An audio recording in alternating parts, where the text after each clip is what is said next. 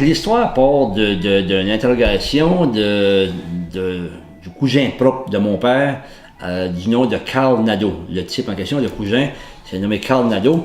Ce type ici, lui, à l'âge de 17-18 ans, il fréquentait l'Université Saint-Louis à Edmundston. Il y a 2 historiens de Montréal qui sont venus sur le campus de l'Université Saint-Louis à Edmundston, et puis ils ont demandé aux étudiants, tous les étudiants qui avaient sur le campus dans le temps, à vérifier dans leurs arbres généalogiques si ils ne pouvaient pas trouver un trou à quelque part dans le début des années 1800, un intrus ou un vide quelconque, là.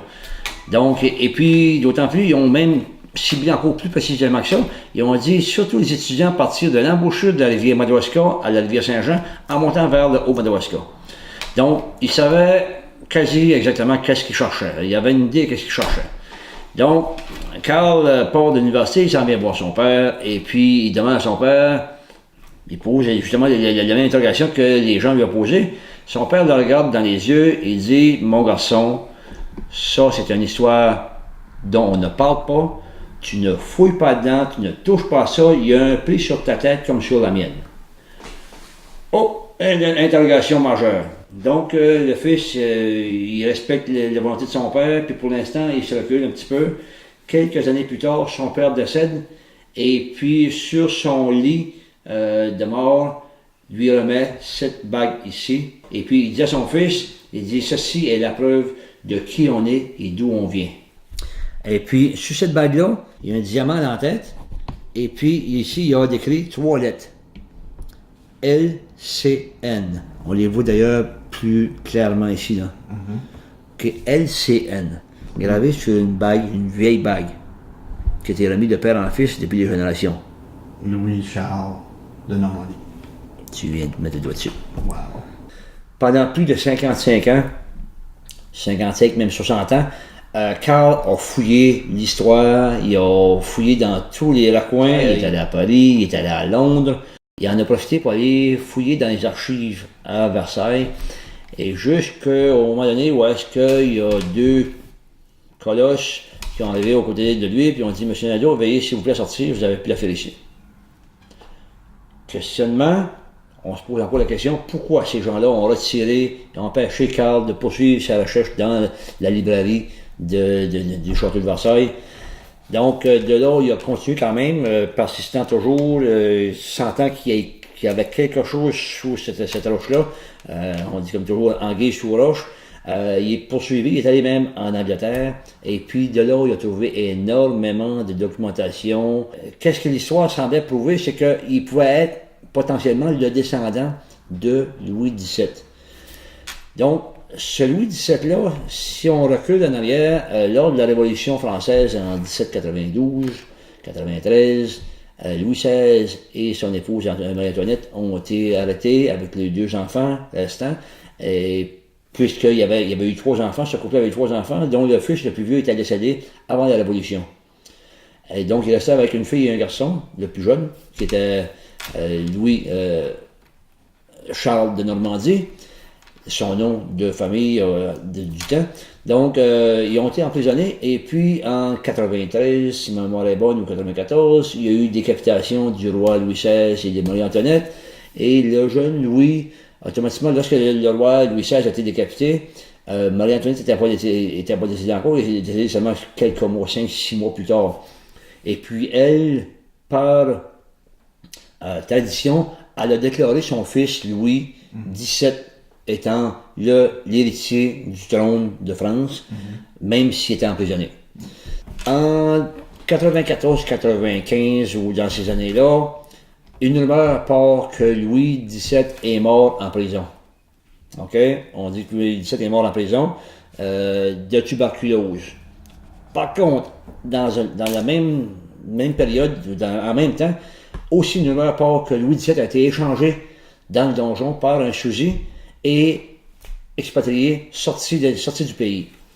Donc, de là part la grande fameuse histoire de la disparition ou du remplacement de Louis XVII en prison. Est-ce qu'il est mort en prison? Est-ce qu'il n'est pas mort? Bon, tout le tralala.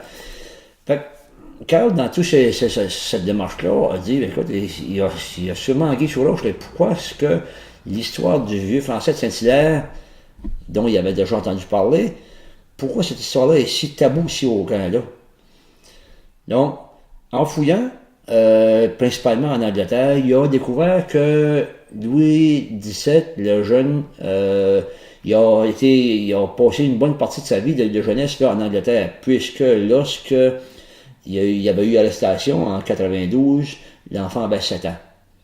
Donc, selon l'information que Carl a recueillie, le type s'est parti d'Angleterre en 1804, à l'âge d'approximativement 19 ans, pour s'en venir au Canada, entrer par Québec, et de là, selon l'information aussi que Carl a recueillie, le jeune homme a été pris sous l'aile du postillon du roi du temps, du nom de Bellon Nadeau.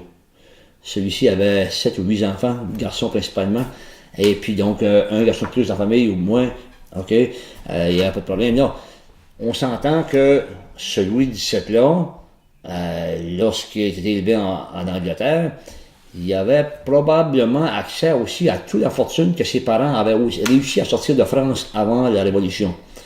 Donc, il était possiblement en moyen de faire ce qu'il voulait faire pour disparaître. Donc, selon l'histoire, ce jeune homme-là, Louis XVII, aurait été pris sous l'aile de Bellon Nadeau et on lui a donné le nom de Belloni Nadeau. Donc, le postillon du roi, naturellement, lui, il fait la navette du courrier de Montréal, Québec, jusqu'à dans le Bas-Canada, qui est le Nouveau-Brunswick, Saint-Jean, et puis tout ça. Et naturellement, il n'y a pas de chemin. Donc, les cours d'eau sont des chemins circulables.